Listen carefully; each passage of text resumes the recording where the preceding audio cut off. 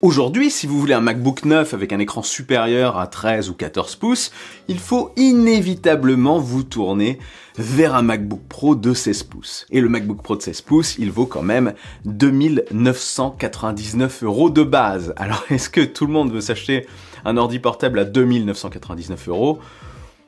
Pas forcément. Même si les Macs c'est cher, ça pique. Mais ça pourrait bien changer. Salutations. Oui, Apple aurait dans ses plans un modèle plus grand pour l'entrée de gamme. Un modèle plus grand, donc moins cher. Vous n'aurez peut-être plus à dépenser 2999 € pour un MacBook grand format, ou alors à vous tourner vers une solution tierce. Ils ont fait le coup récemment avec l'iPhone, enfin, ils l'avaient déjà fait par le passé, mais c'est revenu un petit peu dans ce schéma, avec l'iPhone classique, qui a désormais un modèle plus, un modèle plus grand, l'iPhone 14 Plus. Vous ne devez donc plus exclusivement vous tourner vers un iPhone 14 Pro Max, hyper cher, pour avoir un grand iPhone de dernière génération. Bon, le 14 Plus reste cher aussi, mais c'est moins cher. Cette stratégie serait donc en voie d'application pour les MacBooks, avec l'arrivée d'un modèle plus grand, comme je le disais, sur l'entrée de gamme, donc très certainement sur la gamme Air. On parle là d'un MacBook Air de 15 pouces, donc plus grand que le modèle de 13 pouces.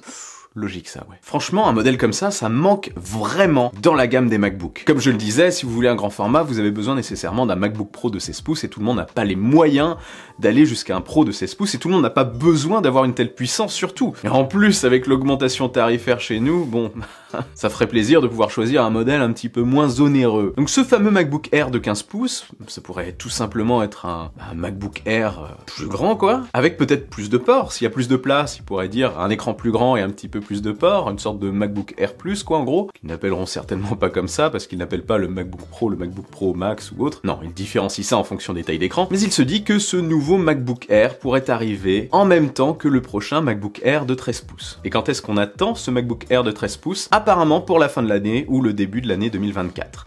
Avec un processeur M3. Donc il introduirait le processeur M3. Apple annoncerait alors peut-être les deux en même temps. On peut très bien imaginer un tarif avoisinant les 1800-1900 €. Il y a quand même une grosse différence tarifaire entre le 14 pouces et le 16 pouces. À peu près 700-800 €, je sais plus, je l'écris là. Donc comme le 13 pouces est actuellement vendu à partir de 1499 €, on peut imaginer si il vaut ne serait-ce que 500 € de plus, un modèle vendu à 1999 €. Soit 1000 € de moins que le MacBook Pro de 16 pouces. Parfait donc pour remplir un vide, qui est aujourd'hui très important je trouve, c'est un trou béant et satisfaire un maximum de nouveaux clients. Comme je le disais, ceux qui prennent les autres modèles par défaut, ceux qui n'ont pas les moyens ni l'envie de prendre un MacBook Pro de 16 pouces plus encombrant, là ça serait quand même un Air, donc beaucoup plus fin, beaucoup plus compact, et ceux qui se tournent, comme je le disais, par défaut vers un PC portable d'une autre marque, parce qu'ils ont besoin d'un écran un petit peu plus grand tout simplement. Pas trop fan du format 13 pouces quoi. On aura alors un équilibre quasi parfait je trouve entre les deux gammes de MacBook. Enfin, on aurait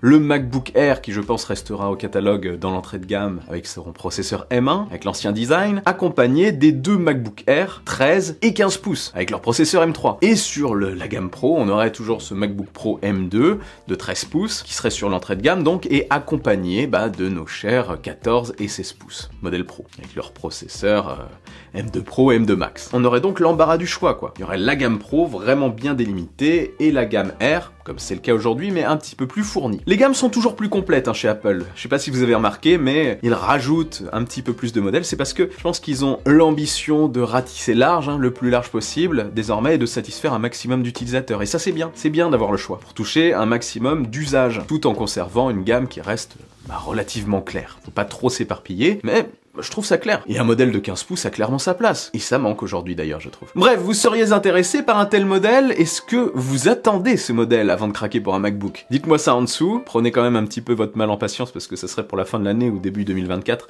S'il arrive, mais franchement ça se tient. Et avant de partir, n'oubliez pas le bon pouce en l'air qui claque, l'abonnement de soutien qui fait toujours super plaisir. Je suis aussi sur les réseaux sociaux, sur Twitter, sur Insta, etc. Vive la technologie, vive le futur et rêvez les amis.